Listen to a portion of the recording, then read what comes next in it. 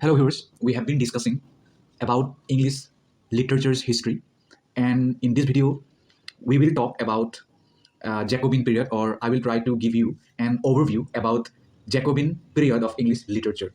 Jacobin period, it lasted from 1603 to 1625. Basically in this age, or in this period of English literature, many plays were written.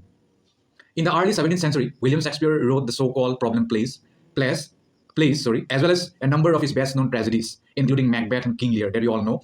And in his final period, William Shakespeare turned to romance or tragicomedy and completed three more major plays, including The Tempest.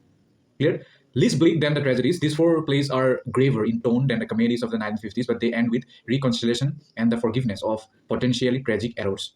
And after Shakespeare's death, the poet and dramatist Ben Jonson, he was born in 1572 and died in 1637, he was the leading literary figure of the Jacobin era. So this thing you must remember. Okay, Ben Jonson is one of the literary figures of the Jacobin era who had led and paved the way for a new budding English literatures.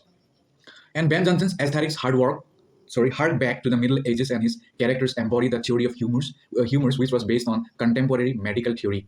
And Jonson's comedies include Volpone. It is one of the famous works, so you must remember if questions come like this in interview. If someone asks you that, can you give a play written in Jacobin period with its writer, then you can say this, that Volpone, that was published in 1605 and it was written by Ben Jonson. And Bartholomew Fair, it was published in 1614.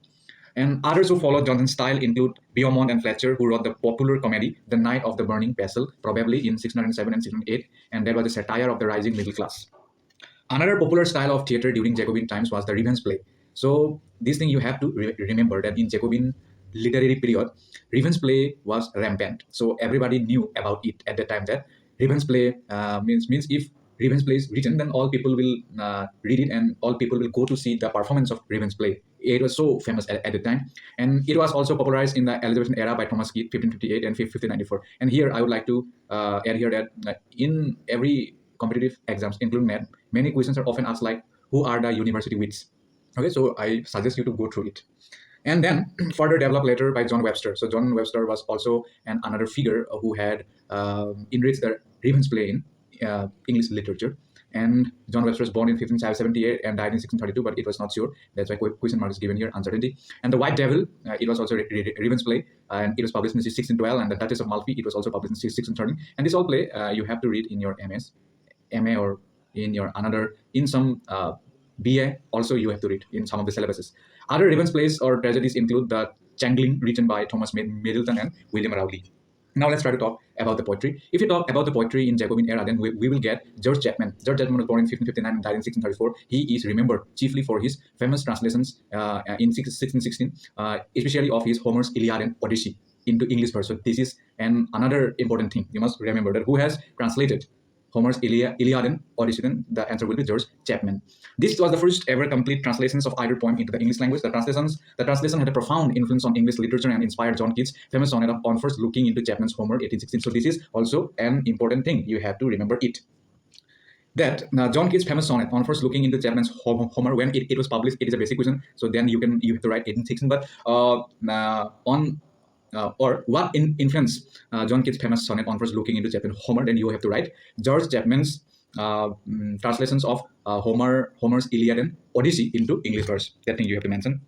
And William Shakespeare, we all know he has popularized the English sonnet, and which made significant changes to Petrarch's model, a collection of 154 by sonnets dealing with themes such as the passage of time, love, beauty, and mortality, were just published in 1609 quarto. So we all know William Shakespeare has written 154 sonnets, and that all sonnets often deal with time, love, beauty, and mortality, and it was first published in 1609 quarto. Okay. Besides William Shakespeare and Ben Jonson, the major poets of this Jacobin era or early 17th century, it included the metaphysical poets like John Donne. So this is another important figure. You must know about him. Please read about him and what kind of poetry he has written. So, and who are the metaphysical poets? That kind of two questions come, so you deeply study about it. Metaphysical poets include John Donne, he was born in 1572 and died in 1631, and George Herbert, born in 1593, died in 1633, and Henry Vaughan, Andrew Marvell, and Richard Crassus. This all thing you have to remember. There is no option. These kind of questions are often asked in all exams, especially where English literature plays a key role there. And their style was characterized by wit and metaphysical conceits, and that is for fads or unusual similes or metaphors.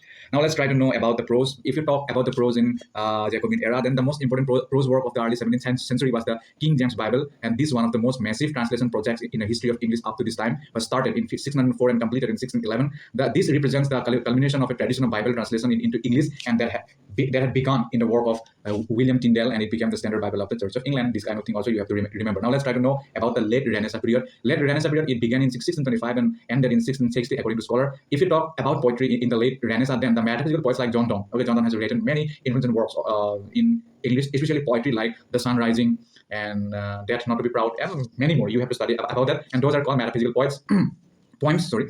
And George Herbert, they were still alive after 1625 too, and later in the 17th century, a second generation of metaphysical poets were writing, including Richard Creso, Andrew Marvell, Thomas Traherne, Henry Vaughan. So questions are come like this: pick the odd one. Then this kind of option will be given that metaphysical poets are this and this, and there an unknown or odd one will be given, which you have to find out. If you do not know, then you will take the wrong. And in that way, sometimes luck may favor you, but not all time. That you have to know, right? So prepare about it.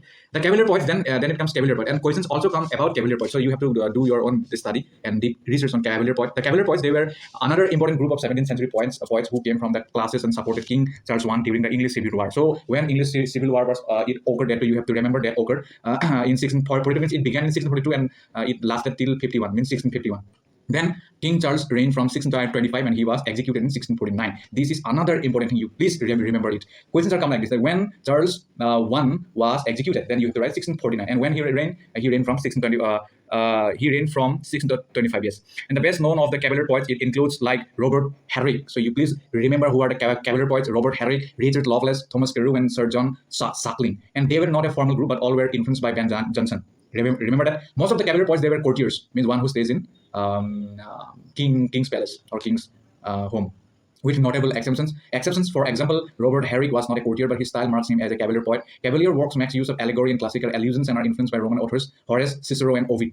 Then another famous one is John Milton. He was born in 1608 and died in 1674. So he is another important figure. You please go through his biography and whatever the works he has written, and if you can, please study about those works too. And he was a great poet of the English Renaissance time. Got it? And he has written Paradise Lost, we all know, and please read that thing also if it possible. And it published a number of works. He has published a number of works before 1660, including I don't know how to spell it, but I will spell it like this: Allegro, 1631, then second Penseroso, 1634, Comus and Mas, 1638, Lycidas, 1638. However, his major epic works, including Paradise Lost, that was published in 1667, were published in the Restoration period. That's it for today. In our next video, we will talk and learn Restoration Age that began in 1660 and lasted till 1700.